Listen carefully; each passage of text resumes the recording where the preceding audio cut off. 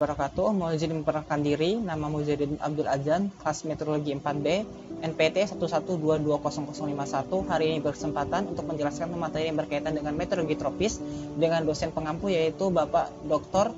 Aris Kristianto, STMSI. Yang pertama adalah yang berkaitan dengan berita ENSO, yang itu berita di mana La Nina Watch beberapa tanda terbentuknya La Nina pada akhir tahun 2024. Pada berita tersebut menunjukkan bahwa kondisi ENSO pada saat tersebut merupakan pada kondisi netral. Tapi ada beberapa indikasi yang menunjukkan bahwa pada akhir tahun 2024 akan terindikasi bahwa akan terjadinya La Nina yang dapat dilihat pada indeks La Nina Watch, di mana La Nina Watch ini merupakan suatu indikasi yang dapat menunjukkan bahwa kondisi atmosfer dan lautan sedang menunjukkan tanda-tanda akan ada perkembangan La Nina meskipun fenomena ini belum terjadi, di mana biasa fenomena ini terjadi di mana indikasi ini kemungkinan terjadinya yaitu sekitar 50% atau lebih yang dapat mengindikasikan bahwa akan terjadi La Nina pada waktu bulan-bulan ke depannya. Hal ini juga dapat dilihat dari grafik indeks titik 34 ini. Dapat dilihat bahwa dari grafik ini dapat dilihat bahwa ada penurunan suhu permukaan laut atau SST di Samudra Pasifik Tengah dan Timur yang terus mendingin sejak Desember 2023. Pendinginan permukaan ini mendukung sejumlah besar pendinginan bawah permukaan di Pasifik Tengah dan Timur, sehingga hal ini menunjukkan bahwa grafik ini akan relatif menurun dan akan berpotensi untuk memasuki kategori La Nina yang telah diprediksi oleh La Nina Watch sebelumnya, di mana pada prediksi La Nina Watch ini menunjukkan bahwa ada indikasi akan terjadinya La Nina dengan kategori sedang pada akhir 2024. Apa saja dampak-dampak yang akan terjadi terhadap jika terjadinya ENSO, di mana ketika terjadi ENSO netral atau yang sekarang terjadi, yaitu terjadinya curah hujan di Indonesia dalam kondisi yang cukup normal, kemudian risiko bencana seperti banjir dan kekeringan yang tidak signifikan terjadi di Indonesia, kemudian suhu udara dan suhu permukaan laut yang berada dalam kategori normal, kemudian pola area laut dan gelombang yang berada pada kondisi rata-ratanya. Kemudian apa yang akan terjadi jika terjadi kondisi La Nina atau prediksi yang sebelumnya berdasarkan La Nina Watch itu benar-benar terjadi, maka akan terjadi kondisi La Nina dengan karakteristik yaitu terjadinya peningkatan curah hujan yang terjadi di Indonesia, kemudian terjadinya peningkatan potensi bencana seperti banjir dan tanah longsor yang relatif tinggi karena peningkatan curah hujan, kemudian temperatur udara yang sedikit lebih mendingin karena banyak pembentukan awan sehingga menghalau sinar matahari yang datang, dan SST atau si super temperatur yang memasuki Indonesia semakin meningkat atau semakin memanas. Kemudian masuk kepada berita selanjutnya, yaitu berita yang berkaitan dengan IOD.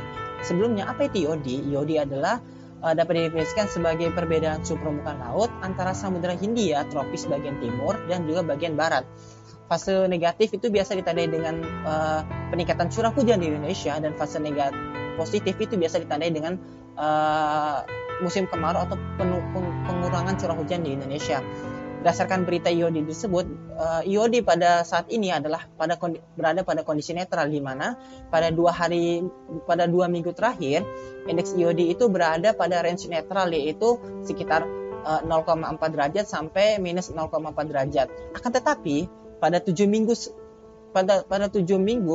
sebelumnya, setelah 2 minggu ini,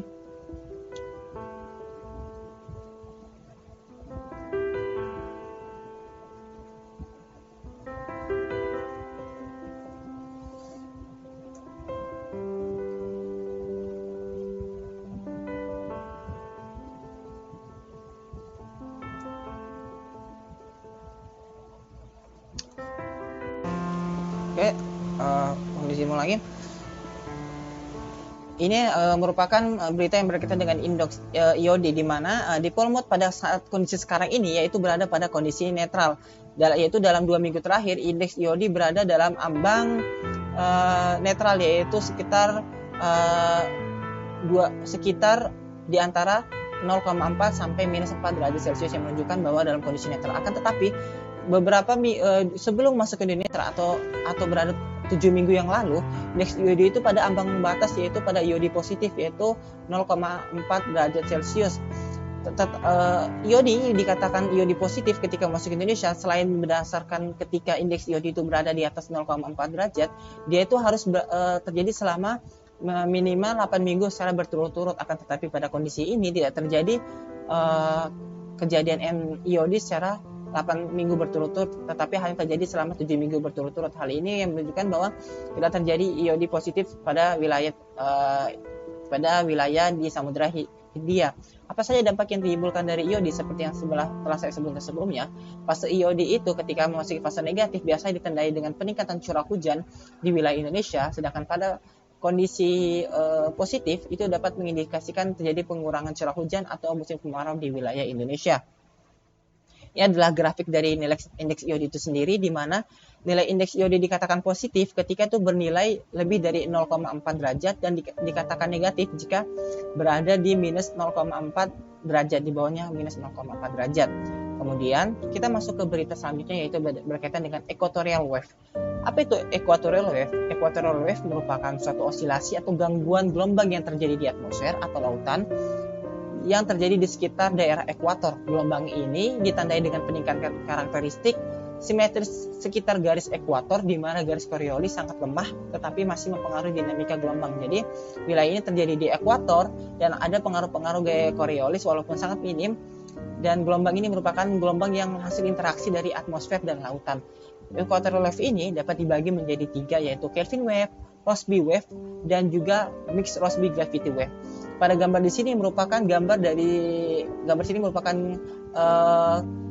sirkulasi pengamatan equatorial wave, terutama terhadap 3 gelombang sebelumnya ini dengan menggunakan indeks OLR atau outgoing long wave radiation, di mana dapat kita lihat yang di sebelah yang gambar kedua merupakan gambar dari penjalaran dari Rossby equatorial wave yang ada di Khatulistiwa, yaitu bergerak ke arah timur.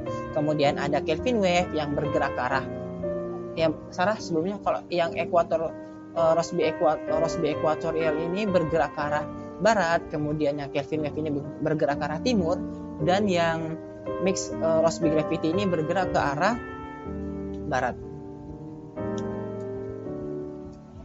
Yang pertama adalah Kelvin wave. Apa itu Kelvin wave? Kelvin wave merupakan gelombang planetary atau gelombang dalam skala sinoptik yang terjadi di atmosfer yang dapat dibangkitkan oleh adanya osilasi pada pola pemanasan konvektif skala luas di lapisan troposfer, ekuator, dan bergerak ke arah timur. Jadi Kelvin wave ini bergerak ke arah timur jadi sirkulasi itu dia tuh akan bergerak ke arah timur.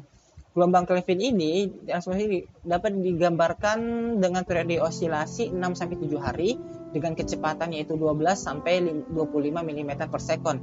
Kemudian gelombang Kelvin kering atau gelombang Kelvin yang bagian puncaknya ini kan bagian dasarnya ini.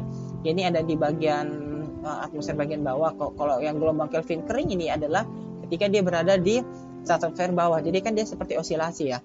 Kemudian kecepatan fasenya itu sekitar 30 sampai 60 meter per sekon. Hal ini karena minimnya gaya gesek terhadap osilasi tersebut. Kemudian ini bergerak di 10 derajat lintang utara dan juga lintang selatan. Dapat dilihat dari gambar tersebut.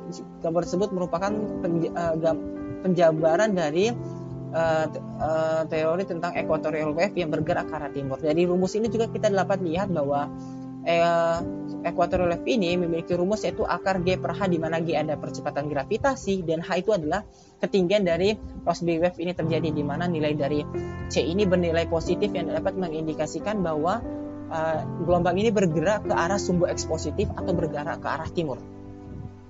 Kemudian yang kedua adalah gelombang Rossby. Gelombang Rossby merupakan suatu fenomena yang terjadi di Frieda yang berotasi dengan berpasangan dan bergerak di atas belahan di barat dan sekitar ekuator. Jadi sirkulasi ini terjadi di belahan bumi utara dan belahan bumi selatan karena ada pengaruh efek Coriolis di wilayah tersebut. Jadi siklus ini agak sedikit berotasi karena adanya efek Coriolis. Gelombang Rossby Khatulistiwa ini dapat diidentifikasikan dari analisis gelombang tropis 850 hektopascal. Kemudian gelombang Rossby di Khatulistiwa ini dapat diamati karena memiliki umur yang panjang, hari hingga beberapa minggu. Kemudian gelombang Rossby ini merambat ke arah barat dengan kecepatan sekitar 10-20 meter per sekon, dan gelombang Rossby atmosfer kering yaitu sekitar 5-7 meter per sekon untuk gelombang Rossby. Dari gambar tersebut dapat kita lihat bahwa osilasi dari gelombang Rossby itu bergerak ke arah barat. Dari rumus ini juga kita dapat melihat bahwa kecepatan dari gelombang Rossby ini adalah B U kurang B per K pangkat 2, di mana B itu adalah suatu konstanta dan K adalah bilangan gelombang, di mana dari persamaan ini akan menghasilkan kecepatan itu bernilai negatif. Hal ini dapat mengindikasikan bahwa gelombang ini bergerak searah sumbu X, negatif atau bergerak ke arah barat. Di sini merupakan gambar simulasinya. Kemudian kita masuk ke Mixed Rossby Gravity Wave atau MRG Wave. Mixed Rossby Gravity Wave adalah gelombang yang memiliki karakteristik gabungan dari Rossby Wave dan juga Gravity Wave. Mereka ini sering ditemukan di wilayah ekuator dan memiliki komponen yang bergerak ke arah barat. Jadi dia juga bergerak ke arah barat seperti gelombang Rossby sebelumnya. Dan di sini ada campuran dari komponen vertikal yaitu gaya gravitasi. RMG ini memiliki panjang gelombang yaitu sekitar 1000 sampai 4000 km, dan MRG ini memiliki rentang periode osilasi yaitu 4 sampai 5 hari dan bergerak dengan kecepatan sekitar 8 sampai 10 meter per sekon. Dari gambar ini kita lihat bahwa gelombangnya itu akan bergerak ke arah sebelah, akan bergerak ke arah barat. Kenapa? Dari persamaan ini kita dapat melihat bahwa dari persamaan ini jika kita jabarkan, tanda yang ada di dalam kurung ini akan berfase negatif. Ketika dia berfase negatif, maka kecepatannya akan persamaan kecepatannya akan dihasilkannya akan bernilai negatif. Oleh karena itu, karena dia bernilai negatif, maka mengindikasikan bahwa mix MRG ini bergerak searah sumbu X negatif atau bergerak ke arah barat. Kemudian kita masuk ke global wind circulation. Apa tuh global wind circulation? Global wind circulation itu seperti sirkulasi angin global. Sebelum kita masuk ke situ, kita harus memahami dulu bahwa bumi ini mendapatkan penyinaran matahari yang berbeda-beda, yaitu antara tropis, kemudian antara lintang tinggi. Kenapa? Karena sudut datang matahari yang diterima itu berbeda. Di mana wilayah tropis itu mendapatkan sinar matahari yang lebih intens karena sudut datangnya yang tegak lurus terhadap sinar matahari. Sedangkan wilayah polar atau wilayah-wilayah yang lintang tinggi itu mendapatkan sinar matahari yang lebih sedikit karena sudut matahari itu datang dengan tidak tegak lurus, sehingga terjadi penyebaran sinar matahari di wilayah tropis. Selain itu di wilayah polar atau lintang tinggi, selain itu sinar matahari itu melewati lapisan atmosfer yang lebih tebal di daerah lintang tinggi, sehingga mengurangi kemampuan dari sinar radiasi dari matahari tersebut sampai ke permukaan bumi. Karena karena bagian tropis ini mendapatkan radiasi matahari yang lebih tinggi dibandingkan dengan lintang tinggi, sehingga daerah tropis ini merupakan wilayah yang surplus akan energi. Kemudian yang daerah lintang tinggi merupakan wilayah yang defisit akan energi. Karena bumi ini ingin selalu mencapai keseimbangan, sehingga energi-energi ini akan bergeser. Panas tersebut akan didistribusikan ke wilayah-wilayah lain, seperti dari tropis ke arah kutub melalui sirkulasi. Salah satu sirkulasinya yaitu melalui sirkulasi angin atau global circulation. Di mana di bumi ini karena adanya faktor-faktor dari daratan dan benua dan juga dari rotasi bumi, sehingga bumi ini memiliki 3 sel di setiap belahan buminya, di mana belahan bumi utara memiliki 3 sel dan selatan juga memiliki 3 sel, di mana sel-selnya ini memiliki karakteristik yang tersendiri, di mana pada sel yang di mana sel-selnya ini akan gambar, di mana ini yang di sini merupakan sel Hadley, di sini merupakan sel Hadley, di sini merupakan sel Ferrel, kemudian di sini merupakan sel kutub atau sel polar. Karena apa yang menyebabkan mereka dapat terbentuk? Pertama adalah seperti yang saya sebutkan sebelumnya, tropis ini mendapatkan penyinaran matahari yang lebih intens, sehingga membuat wilayah di sini itu lebih panas. Ketika lebih panas, sehingga massa udara tersebut akan mengembang, dia akan mengembang ke atas. Ketika dia mencapai wilayah tropopause, dia kan tidak bisa menembus wilayah tropopause, sehingga dia itu akan menyebar ke kanan maupun ke atas maupun ke bawah, yang menyebabkan dia akan bergerak.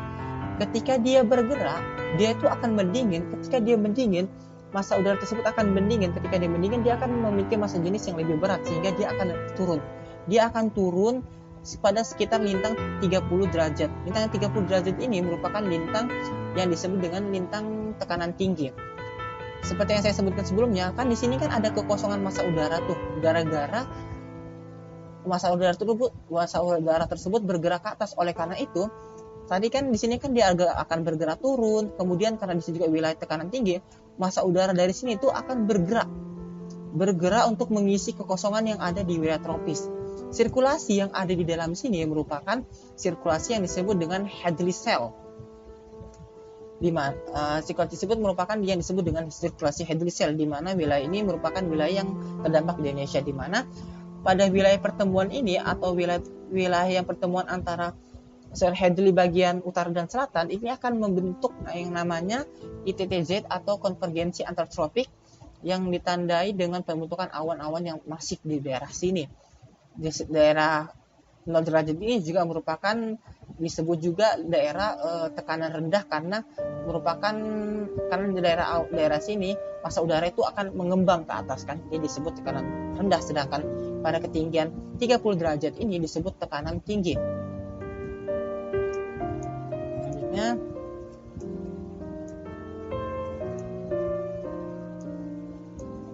Selanjutnya kan tadi kan angin tuh udah bergerak ke sini kan. Sebenarnya kita langsung ke, kan di sini kan jadi tekanan tinggi kan.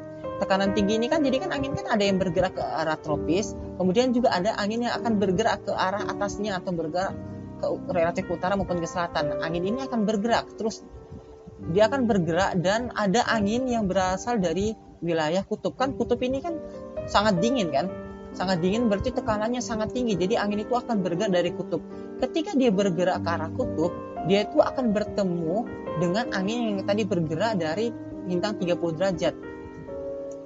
Jadi dia akan bertemu di sini, sehingga angin yang daerah sini tersebut akan bertabrak dan akan konvergensi dan akan naik. Sehingga dia akan naik dan di sini akan menjadi wilayah tekanan rendah, yaitu pada lintang sekitar 60 derajat. Ketika dia akan naik sama sebelumnya, dia itu akan bergerak ke kanan, dia akan bergerak ke wilayah polar maupun kembali ke daerah tropis. Jika dia kembali ke daerah tropis, dia akan mendingin. Ketika dia mendingin, dia akan turun lagi ke daerah sini, sehingga wilayah tekanan 30 derajat ini merupakan wilayah konvergensi dari atas, yang membuat wilayah tersebut akan menjadi wilayah tekanan tinggi. Sedangkan wilayah yang pada 60 derajat ini, dia akan mengalami wilayah tekanan rendah karena ada pengurangan massa udara yang bergerak ke atas. Kemudian kan tadi polar ini kan ketika dia bergerak ke atas, dia tuh akan bergerak ke arah polar kan. Ketika dia bergerak ke arah polar, maka dia tuh akan mendingin dan dia akan jatuh kembali ke sini. Karena dia jatuh ke sini, maka dia akan mengulangi sirkulasi yang sama. Jadi di sini tuh kan, jadi kalau kita menggambarkan secara umum, di sini tuh adalah tekanan rendah, daerah tropis, daerah 0 derajat itu tekanan rendah, kemudian di 30 derajat itu adalah tekanan tinggi atau high, kemudian pada daerah 60 derajat ini tekanan rendah lagi atau low, karena merupakan wilayah, dan biasa di sini merupakan pertemuan angin fon, kemudian di sini adalah tekanan high.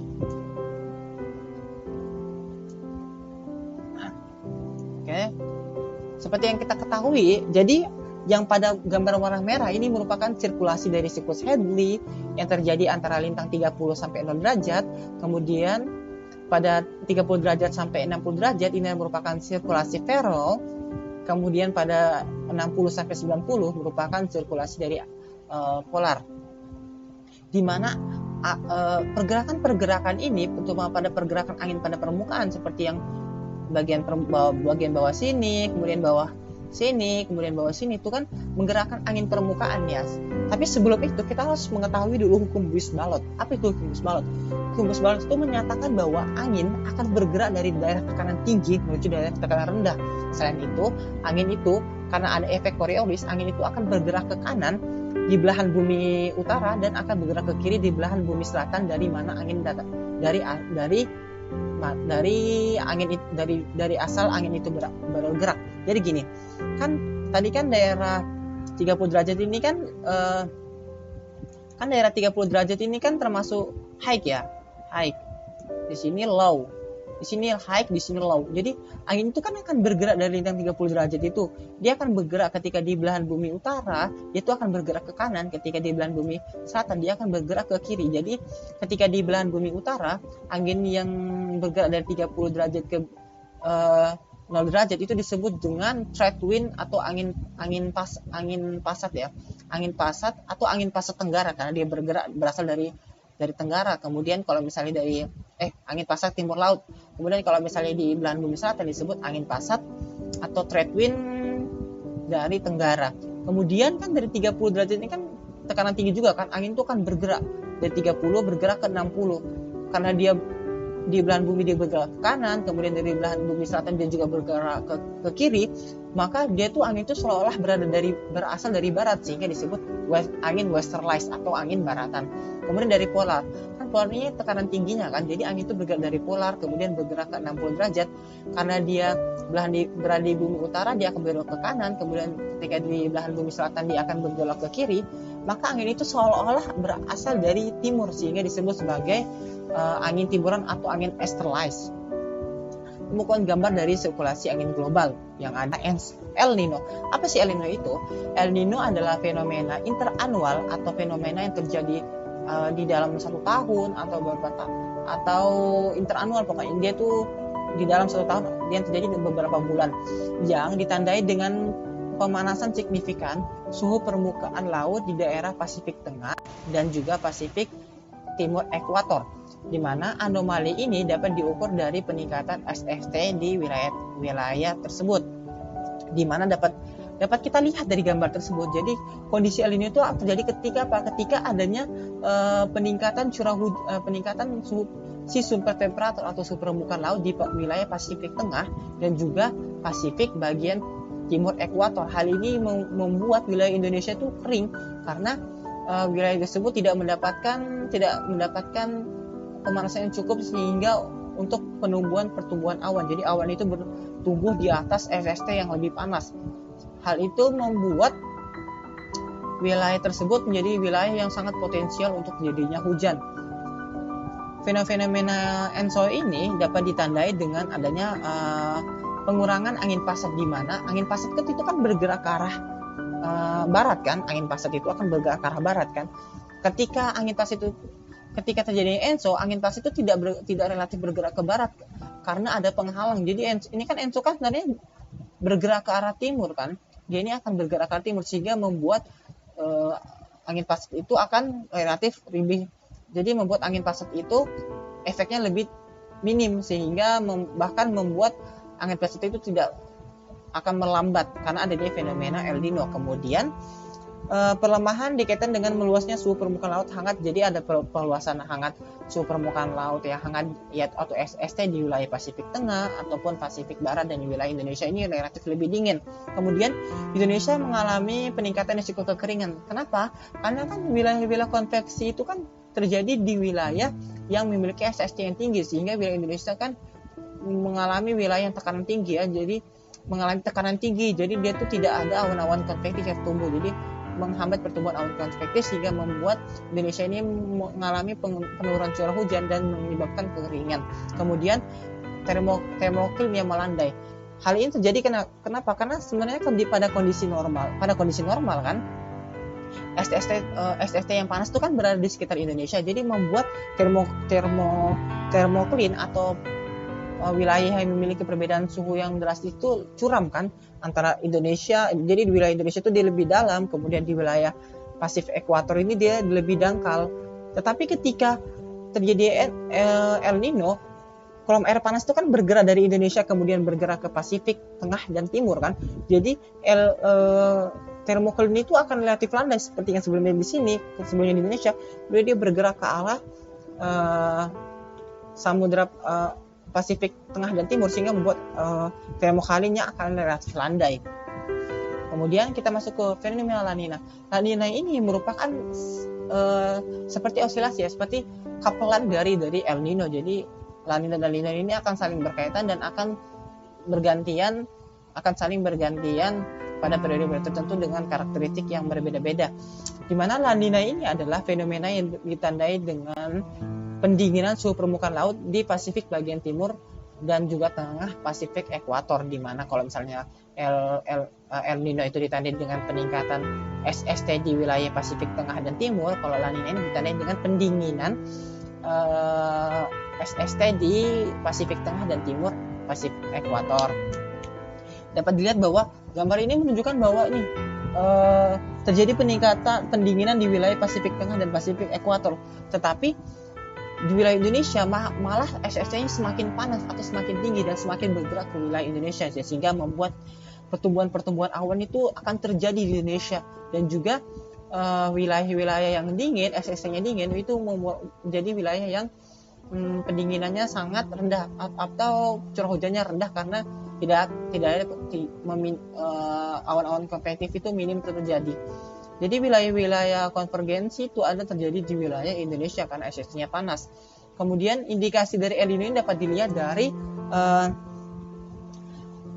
dilihat bahwa indikasi Nino 3.4 itu berada pada range di bawah atau lebih kecil daripada minus 0,5 derajat selama minimal 3 hari. Yang ini adalah persyaratan menurut BMKG untuk mengindikasikan bahwa terjadinya La Nina. Apa sih dampak-dampak dari La Nina ini? Yang pertama adalah angin pasat menguat. Kenapa? Kan angin pasat itu bergerak ke arah barat kan. Jadi angin pasat itu bergerak ke barat kan. SSL ini kan sebenarnya di Indonesia kan. Dia tuh kan ketika La Nina dia tuh akan bergerak relatif ke barat dari Indonesia. Jadi itu akan membantu pergerakan angin pasat ini akan semakin menguat. Kemudian SST di Indonesia itu akan semakin panas. Di mana SST-nya akan semakin panas karena wilayahnya kolam panas itu akan bergeser ke Indonesia dan semakin memanaskan wilayah Indonesia.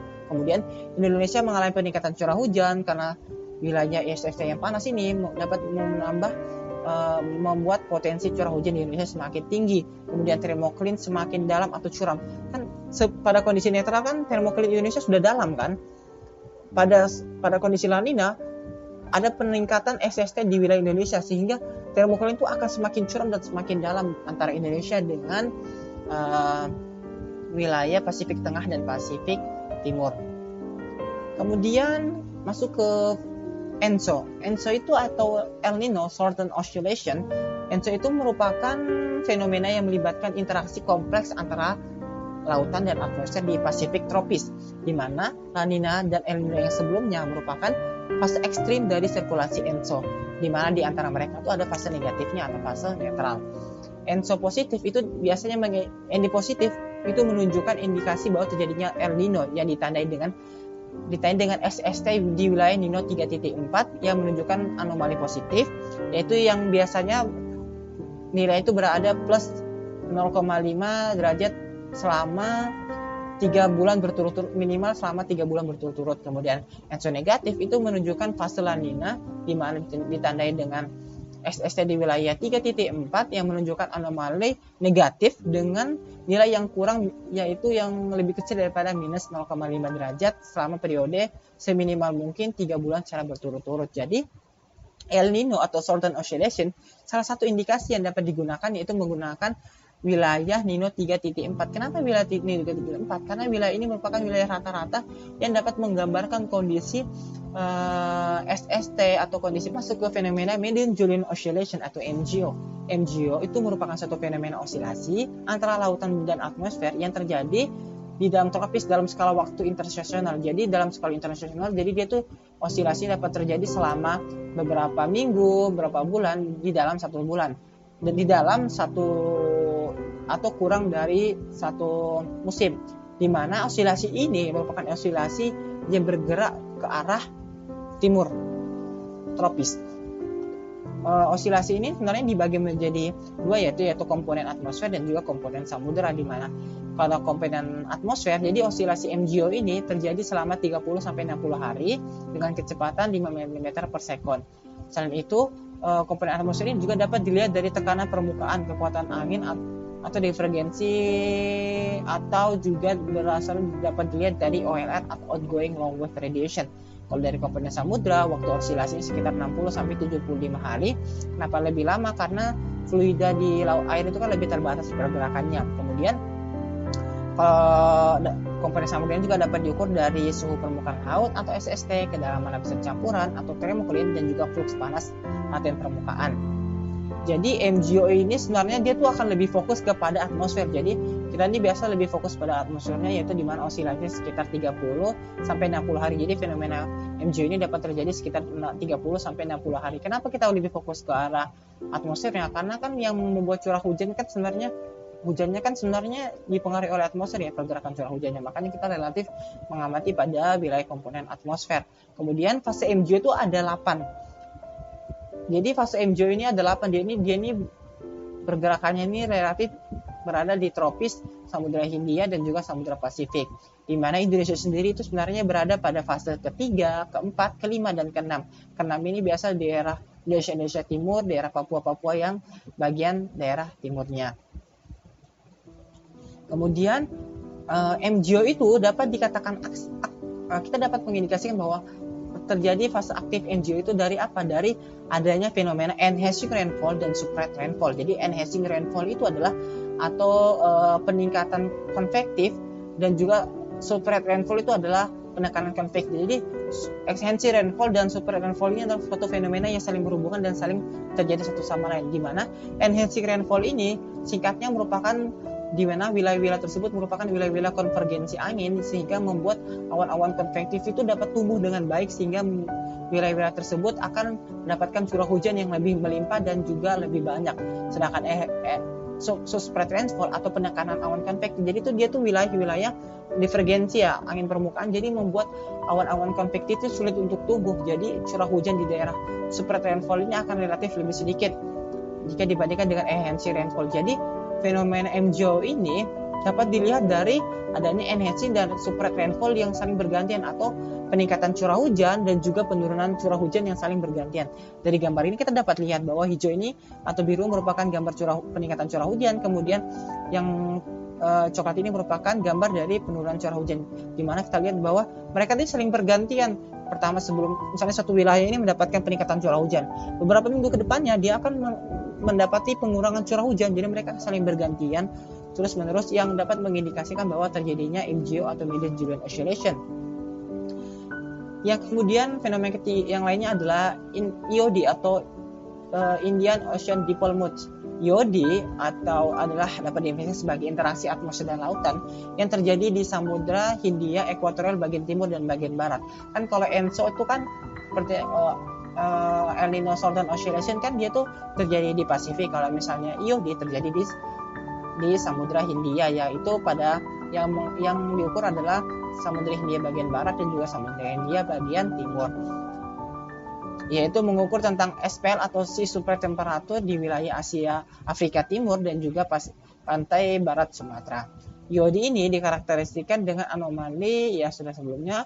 Perbedaan anomali ini dapat diukur menggunakan Dipole Mode Index atau DMI, di mana IOD positif itu dapat mengindikasikan bahwa terjadi penurunan curah hujan di Indonesia. Karena apa? Karena IOD positif ini menunjukkan curah hujan yang terjadi di wilayah Afrika Timur, sedangkan kalau IOD negatif ini mengindikasikan bahwa terjadi peningkatan curah hujan di Indonesia karena adanya peningkatan suhu permukaan laut di wilayah Indonesia.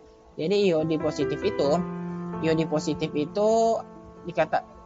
terjadi ketika indeks dipole mode-nya itu di atas 0,5, sedangkan ketika di bawah minus 0,5 dikatakan dikatakan indeks negatif.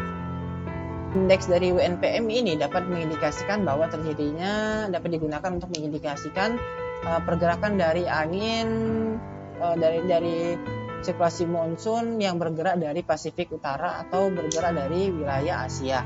Kemudian indeks monsun AUSMI atau Australian Monsoon Index ini dapat didefinisikan sebagai rata-rata wilayah angin zonal pada wilayah 5 sampai 15 derajat lintang selatan dan juga 10 sampai 130 lintang timur, bujur timur, di mana AUSMI ini dapat mengindikasikan atau dapat menggambarkan pergerakan dari musim panas Australia. Jadi kalau AUSMI ini dapat mendefinisikan dengan baik pergerakan dari massa udara atau pergerakan dari angin dari monsun Asia yang masuk ke wilayah Indonesia. Kemudian kita masuk ke monsoon break. Apa tuh monsoon break? Monsoon break itu secara singkatnya merupakan suatu fenomena ketika suatu wilayah itu memasuki periode penghujan, tetapi malah wilayah tersebut malah mengalami kekeringan. Kenapa? Karena ada terjadi fenomena yang terjadi di wilayah tersebut yang mempengaruhi, yang ada fenomena lokal ataupun fenomena yang dalam skala interseksional yang mempengaruhi sirkulasi dari angin atau dampak dari angin monsun. Seperti gini, misalnya Indonesia mengalami musim penghujan. Kan Indonesia mengalami musim penghujan, sehingga Indonesia ini relatif akan sering mengalami peningkatan curah hujan di Indonesia. Akan tetapi ketika terjadinya MGO itu kan ada fase spread rainfall dan juga enhancing rainfall. Ketika masuk ke fase spread rainfall atau penekanan curah hujan, jadi wilayah Indonesia itu pertama kan hujan deras tuh. Ketika masuk ke spread rainfall, dia tuh akan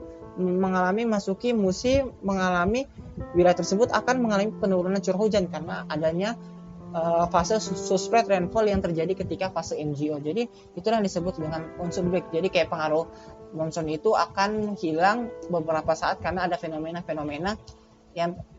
eksternal yang terjadi di suatu wilayah di wilayah tropis. Kemudian Borneo Vortex. Apa sih Borneo Vortex itu?